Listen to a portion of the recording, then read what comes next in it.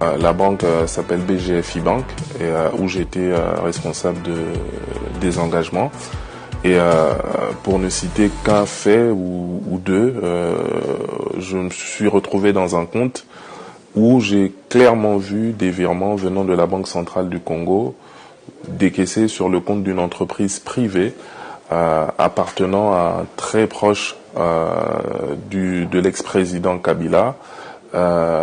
Ce qui est surréaliste parce qu'une banque centrale ne peut pas financer une société privée.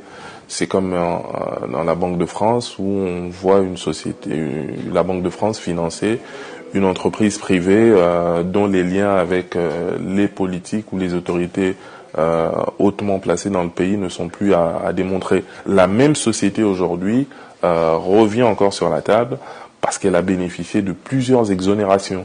Elle ne paye déjà pas correctement ses impôts et vous comprenez que c'est à cause principalement de cette société qui s'appelle Egal que je suis aujourd'hui en exil parce qu'il y a des choses surréalistes qui se sont passées sur ce compte.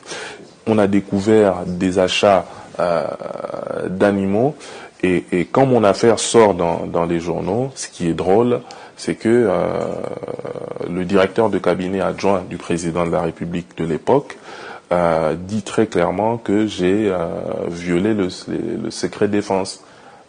Parce que très clairement, il y a des affaires d'armes qui sont aussi citées, même si jusqu'à ce jour les preuves irréfutables n'ont pas encore apparu, mais il cite dans ses tweets que M. Lumumba a violé secret défense et il rajoute en disant est-ce qu'il fallait avoir l'aide de la Belgique pour acheter des armes.